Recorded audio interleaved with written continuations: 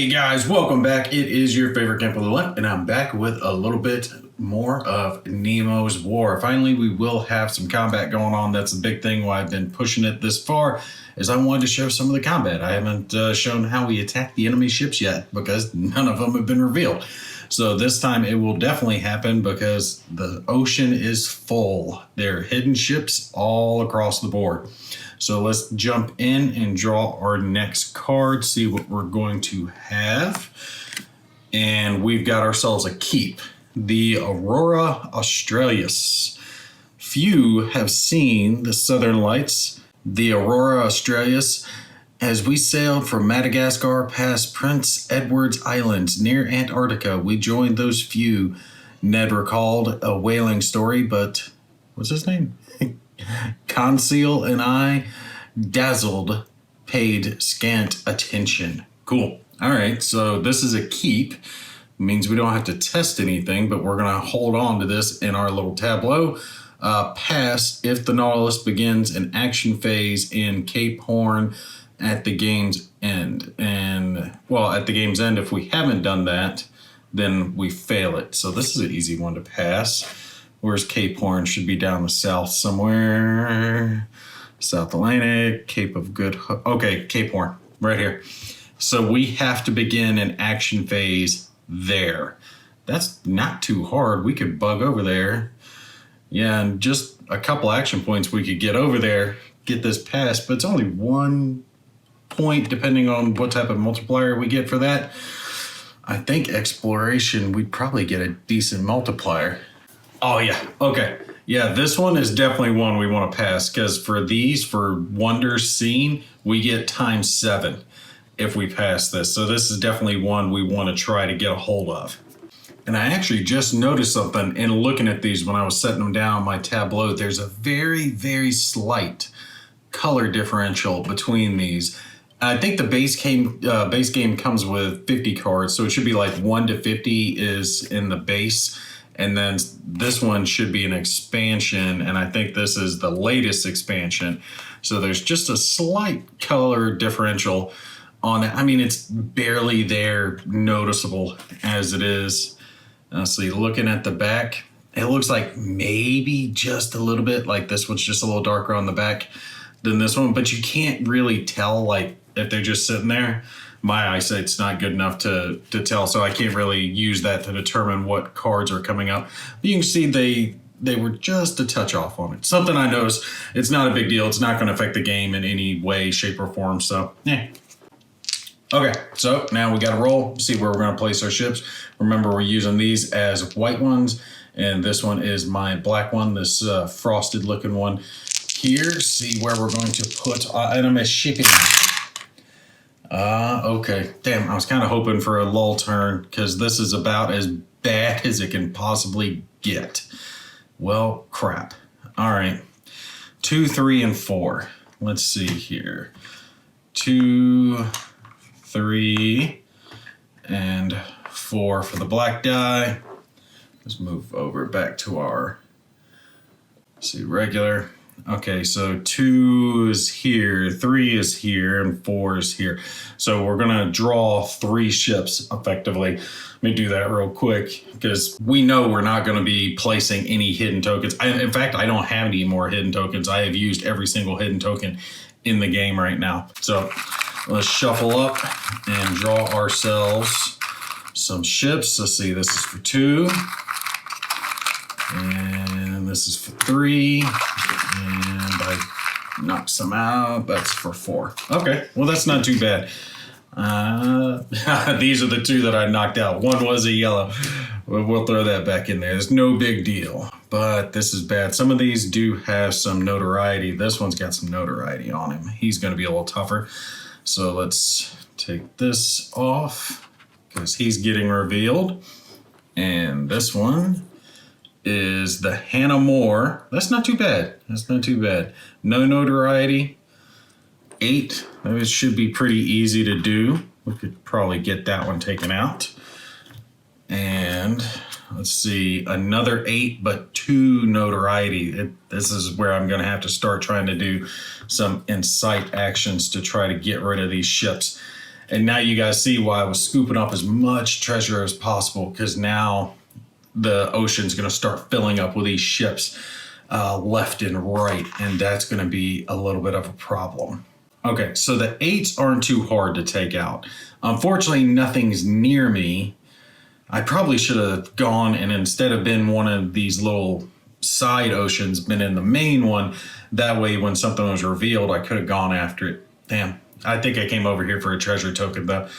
Oh, and I get my 1 action point in the difference between 2 and 3. That sucks.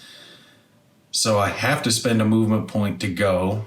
Okay, well, I'm going to have to use up all my action points. I didn't want to have to do that, but we're going to have to do it because I want to take these guys out. I don't want to keep letting enemy ships build up because they will build up very quickly. You saw how quickly the oceans filled up, and we're a good chunk through the deck, but not too much. We're just into Act 2, and there's a fair amount of game left. So I wouldn't want to have the whole ocean fill up with ships too quickly. I want to try to keep these guys gunned down so I can use them for salvage and build myself up for when harder ships start popping up as well. And just in case you are curious, right here on your board, there is a little player aid that's written down that tells you what order to flip these ships in, because it can change, right? Depending on if this ocean is full, then it's going to be, you know, adjacent oceans and stuff like that. Similar to how the hidden tokens came out, same type principle when we start revealing the enemy ships. Okay, well, we're going to just do this basic then. We're going to spend both our action points. I hate to do this, but we're going to move, boom, boom, over here to 3. There's a treasure token there, so I can go after that later. And we're using our first one to move and our second one to do a stalk attack. And actually, I'm going to show you guys that. You see, this does give us a positive die roll modifier. So effectively, all we're trying to do is just defeat this guy. Now, if he were a warship, he would actually get to attack us first, because the Nautilus right now does not have any torpedoes or like ranged weapons. It doesn't use cannons. It has like spines and pokey stuff. So it's designed to just come up and kind of ram the enemy ship and cause it to sink that way. So that's how they conduct it. Unless you get the steam torpedoes upgrade, which I don't have, so I'm not going to be able to do that, which, oh, I would love it. Attack them from a distance. So we'll do the stalk attack, which means we're carefully coming upon them and we're going to try to ram them. Okay, so I am using my crew resource, a plus that's giving me a +3, a stalk attack, which is giving me the +1 when we're trying to hit an 8. So that's going to work out pretty well. And I just want to roll my new dice. I know I'm changing around dice a lot, but it's my dice. I just got some more of these double 6 dice in, and I really like this green color. So I'm going to roll these for my attack because I like that nice, cool, transparent green. All right, here we go. Come on. Let's hit the big 8. Yeah, that'll do it. So that gets us a 7 something or other. What are we going to get? Plenty high when we're doing this attack. So that's not going to be a problem. Yeah, so that's what, 12? Actually, yeah, 12 altogether plus that. So, well, no, is that high? Yeah, that is. I had to think for a second. Damn, I'm going to dump. All right, perfect. So we get to keep this ship, and now we get to decide what we're going to do with it. Are we using him as tonnage? Are we using him as salvage? And remember, when we're looking over at our track over here, this is where we can get a lot of points. So if we were going to use him as tonnage, let's see, we were in the North Atlantic, so we would place him there, which would gain us 8 victory points. And then as we sank more ships in that sea, we would gain more victory points as it goes up. Let's see, up to something like 40 per ship, which is great. But we're not going to do that. I want upgrades, so I am putting him here in salvage. And I think that's going to give me enough. I know you guys are going, no, that's not enough. But it is enough because I've got a treasure that's worth 2. So that's enough for one of my upgrades. So yeah, I was looking at it, and I'm looking at this one. I want this one because it does +1 when exerting the whole resource, which is just tremendous. Let me move my crew back over before I forget to do that. That is tremendous. And I get to ignore all 6 results when rolling to apply damage to the Nautilus, which isn't as often, but it could potentially come in handy. Basically, there are results, and that's how you apply damage to your ship, losing those resources. And 6 being the worst because you would have to take 6 hits. So we could ignore that if we did have that happen. But I either can take die roll modifiers that'll help my attack or make me more defensive or make me better at all my other stuff. And I'm kind of thinking this could potentially help with the attacks because I can exert resources anyway. And then makes me just a touch more defensive. And it only costs 3 versus the 4 that the others cost. Only problem is I would have to do a refit action to do that. And I don't have any action points left. So we're going to have to wait for the next round to do that. So yeah, we'll do that. Alrighty then, that's going to finish up this turn. We'll go ahead and pop over into the next one.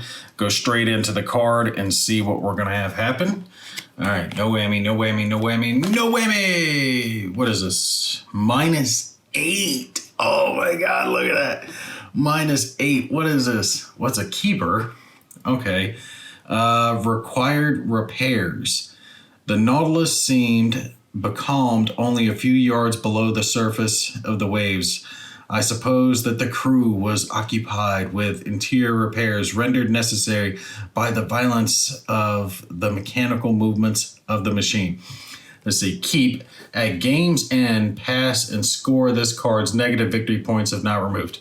To remove this card and to fail, you must perform a successful repair action and forego 1 hull gained from doing so. Well, son of a butt. Sucks. Good grief, that's a -8 victory point card. That is so horrible. Oh, that's so horrible. Damn, why would they put this card in there? What a mean card to have in the deck. And I've played this game, a few times before, and there's still cards in here that I haven't seen because of just the way the expansions work and all the other cards work, because so many of them end up in the adventure deck that you never go all the way through, or usually I never go all the way through. So there's so many cards you end up not seeing. It's just neat to play this game over and over and still come up with stuff that's new to you. Yeah, okay, yeah, that sucks. Now we've got numerous cards in our little keep tableau. Okay, so we got our dice here. Let's roll, see where we're going to be placing stuff. Hopefully no whammies. And I've got one that's cocked. Okay. Let's pop this one out and see what this last one's going to be. How come those couldn't have been a 2? Give me a lull turn. 5. Okay, well, at least I'll get some actions. And that's going to flip around a bunch of ships. All right, so first off, we're going to get 3 actions. 2 from the 3. And damn, this would have been better. It would have been a lull turn. I could have ignored one of these dice. All right, so let's draw our ships. We've got, let's see, 1 for 2. We've got 1 more for 2. And we've got 1 for 5. Oh, no, it's a yellow. No, okay. This one is a warship. You can tell because it's got that 6 on there, that number up in the upper left side. So that means we're getting an attack. Okay, so let's see. 5 is there. Pull that off. And Ocean 2 is now really filled up with ships. I could do a bold attack down there, though, and just lay waste to all of them, or I could go ahead and refit. All right, my kids are getting a little crazy, so I'm probably going to have to cut here, but I wanted to show at least the combat on the other one. Crap. All right, we'll forget about doing the refit, because the refit's 2 actions, and yeah. Just in case I'm only going to do 1 more video just talking about final thoughts and stuff, we'll skip and do the refit on the next one. So we'll move here for one action, and then we'll do a stalk attack for another action against this one. And I'm wanting to do that because I want to show what combat looks like when you're attacking a yellow, right? Or a combat ship versus instead of just the civilian ships. Although this would have been a good attack down here. Just come down here and go bold and just boom, boom, boom, boom, try to take them all out. That'd be a buttload of salvage.